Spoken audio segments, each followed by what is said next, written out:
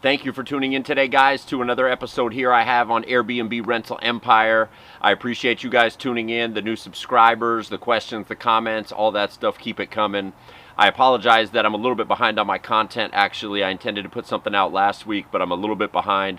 I was analyzing a new project that I'm looking at. Quite exciting project, actually. 5 newly built townhomes that I'm looking at taking over the whole project from the owner. So anyways, that'll in the future, when that is solidified, obviously I'll bring you guys up to speed on that. But today, what I want to talk to you guys about is renting versus owning your Airbnb. This is something that a lot of people ask about, a lot of people contemplate, a lot of people wonder about, and a lot of people think that you have to, own the property. If you've been following, my content here, then what I do is Airbnb rental arbitrage. So what I do is I rent the properties, I do not own them, and then I Airbnb them out from there. But a lot of people are in different positions, different parts of the country, where this is obviously, it's a decision to be made for everybody individually. Do you rent or do you own? How I first got into Airbnb, going back, I graduated from USC. I majored in real estate finance. I got into the real estate field right after graduating. I worked for a real estate developer for about a year, and then I was, I think I had like $7,000, and I bought my first property, which was actually in Vegas. This was like 2004, 2005. The market was booming. I flipped it and made a bunch of money. I only had to put like $5,000 down, if I remember correctly. I actually sold it to, at the time, he was one of the Cleveland Indians' top pitching prospects, and I made like 40 or 50K on it. So that got me hooked into real estate very quickly. Then I proceeded, shortly thereafter, I bought my first property in Southern California, staying here. And then, over time, what happened then was around 2012, I was traveling quite a bit. I was introduced to Airbnb. I don't even recall exactly how I found it, or somebody had mentioned it to me. I don't remember. But nevertheless, I was traveling abroad quite a bit, spending most of the summer in Europe. And I started Airbnb my house while I was gone. And that worked amazing during that time. And then when I came back, people were offering to pay top dollar for my house while I was home. So then instead of having to spend $400 or $500 a night to sleep in my own bed, which is what the opportunity cost was, I decided to Airbnb it even while I was living there, and then I would travel and whatnot. From there, that property I owned. And, I did Airbnb there until just recently, actually, until about 3 years ago, until about 2017. I sold that property and, then proceeded to, even before that, I had already taken over other properties. I was doing the Airbnb rental thing, but I had that property that I was owning. So, what I'm saying is I've done both sides of the coin, where I've owned a property and done Airbnb, and then obviously I'm doing the Airbnb rental arbitrage, where I'm leasing from other property owners and doing Airbnb in that case. As you guys know, I'm a big fan of the Airbnb rental arbitrage for multiple reasons. The biggest one being you don't need tons of capital to get into it. You only have to be able to afford the security deposit, first month's rent, whatever that is, and furniture and that sort of thing. So it's a lot cheaper than buying a property in most cases. The second thing I like, which I've talked about before also, is the risk factor, and the fact that you are in a lease. That is you have a lot less risk than if you're in a mortgage that is tied to your name, and getting out of that mortgage is a lot trickier than it is getting out of a lease. So those are the things that have really gravitated me to the Airbnb rental arbitrage. Now, what I'm actually going through, and the reason that I'm actually doing this video, is because I'm actually going through it right now, where I recently started contemplating it. Just interest rates are very low. The financing terms are very friendly these days. I'm looking now at purchasing a property rather than, renting one. Now, when I say that, I'm still going to be doing Airbnb rental arbitrage. You better believe it. I'm not quitting that. I'm definitely still doing that.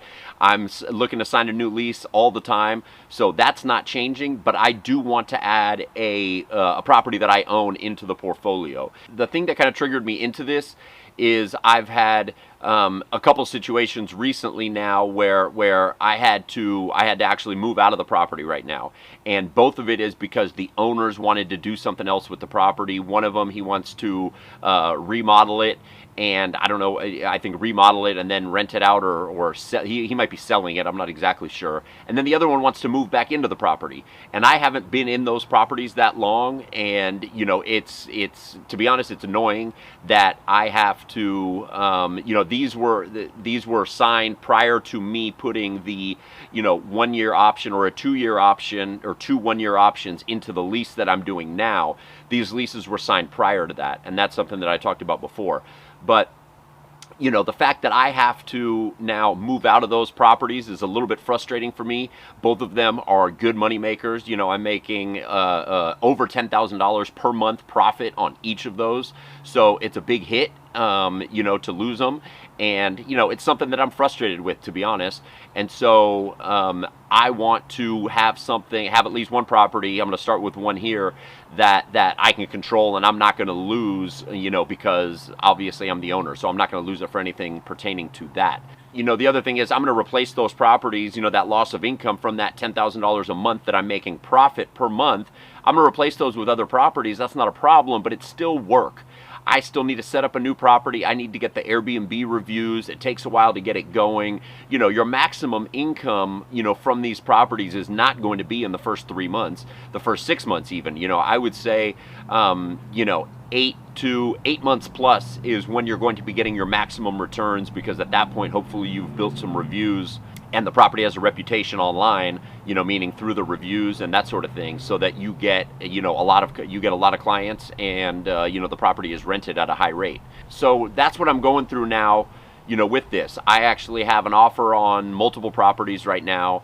I'm just looking to purchase one, but you never know what's going to stick and what's not right now. Well, one of the things that I had mentioned that drew me to this was the frustration of having to move out of these other properties that are doing so well for me. And then I started looking at, every market's going to be different. You guys are going to have to look at this. But I started looking at the price point in terms of what I have to pay and what my monthly mortgage is going to be, in including all expenses, obviously. My total expenses into owning a property, versus what I'm paying to rent a property. And in many cases, I'm looking at situations right now where I can actually own the property and have a smaller monthly payment than I do, renting the property. Now, with that being said, that's a little bit misleading, because I don't have to deal with major maintenance issues. I don't have to pay property taxes, that sort of thing when I'm renting, and I love that aspect. But actually, when I said that with property taxes, actually my mortgage payment with property taxes in some of these instances, the way these things pencil out, is going to be less than what I'm paying for something equivalent renting it. And that's not the only thing. I would actually pay more to own it than renting it. I'm okay with that. But I also like the aspect, as I said, that I have full control of it. I can do what I want, and no one's going to kick me out of it. The other thing that is really important to me, and it's something that we, touched on in the last video, and this is inflation related. I follow the economy closely. I trade stocks. I have other investments. All these sort of things are affected by inflation, including my day-to-day life, things that I'm spending money on all the time. And inflation is something that I'm a firm believer in. I'm a firm believer that it's here, and it's going to be here to stay. I don't think it's transitory, as the Fed likes to say. I think it's going to be here for the foreseeable future, and at the rate that we are printing money is just astonishing, and there is no way that doesn't affect asset prices. Now, with that being said, how does this benefit me in terms of, if I own the property? Obviously, the main, the obvious thing is, if asset prices go up, if I own a home, then the asset prices go up and that increases in value and I make money on that. That's in, the simple part of it. The other part of it is the fact that, when you have a mortgage that is fixed, that payment is going to be fixed, and also the debt is a fixed amount. So that fixed amount is denominated in US dollars. And so let's say I owe, in my case, I'm going to probably owe about $700,000. So I'm going to owe $700,000, and that's okay. And then I'm going to pay that down. I'm going to pay that down through the rental income that comes in through Airbnb. But then when inflation really, picks up, which I think it will, and any sort of you want to have debt actually in that instance, because the debt gets inflated away, meaning there's more dollars in the system. We're all going to hopefully have more dollars in our pockets. That's in essence what inflation is. Some people aren't going to do that, but we talked about that also in the last video. If you have Airbnbs, you're going to be able to raise your rates to match inflation, but that debt is fixed. So when the dollar loses value, that debt is fixed in US dollars, the dollar loses value, the value of that debt is actually decreased. So yes, you have you have the dollar denominated amount is going to stay the same. It's going to be, let's just say hypothetically, it's still 700,000, even though you would be, hopefully paying it down. But that debt loses value because everything else becomes more expensive around it. So the asset rises in price, but the debt stays fixed. And I think that's why, coming back to some of the decisions that are being made from people up in government, I think that's also part of the reason why they're going to allow inflation to run hot to some degree, because the U.S. is heavily in debt. And so if the U.S. can inflate that debt away by printing more dollars, that's essentially the only solution that they have, because the other alternative is austerity, and I don't think that that's going to happen. With austerity, that means tightening the belt and pulling back on some of these programs, and decreasing the size of government and all that sort of thing. I don't think that's in the near future. There's not really, I don't see any political appetite for that. People are wanting more and more programs. They're talking about MMT, modern monetary theory. They're talking about universal basic income, all these sort of things. These sort of things are not the definition of austerity. It's quite the opposite, actually. I'm firmly convinced that, inflation is going to be here. And I want to have another asset. I do own other real estate. I don't own anything that I do Airbnb with. I want to have another asset that that I own and is going to protect me, with inflation, and I'm going to make money on it. And that is the really what the the catalyst is behind me doing this. Lending terms are friendly. I can lock in an interest rate at a very low rate. I'm able to capitalize on that as, inflation rises and inflation increases. Then, property values and other assets, any other assets that you own, that's including the stock market, gold, Bitcoin, whatever it is, all those things rise in an inflationary environment. With that being said, I'm also, a firm believer that this market is pretty toppy. I've been in real estate my whole life, and, I was right in the middle of the last downturn. I did very well in it, luckily. I was, right in the thick of the foreclosure business. I was buying and selling foreclosures all across California. So I was okay there, but I lived through that terrible market downturn, the foreclosure crisis, and that sort of thing. So I know it very well, and I think that we are going to have another downturn. But when I've done the math on that, I'm still okay with it. I'm not buying this as a short-term flip. If the market goes up for, another 2 or 3 years and it goes up a lot, then who knows? Maybe I will flip it. You never know. I'll have that option. But I'm going into it with a buy and hold mentality, and I'm going to hold it for 7 to 10 years, which is probably the period of time that I'm going to need, if the bubble pops.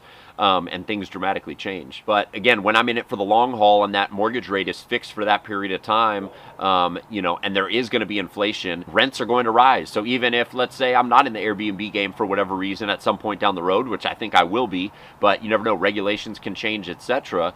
I'm going to be able to get, long-term tenants, at inflated rates down the road. So, I know what my mortgage is going to be fixed, and I have the ability to capture the maximum amount possible from the property while it's being Airbnb'd, because I can change those nightly rates, you know, on a dime, as mentioned.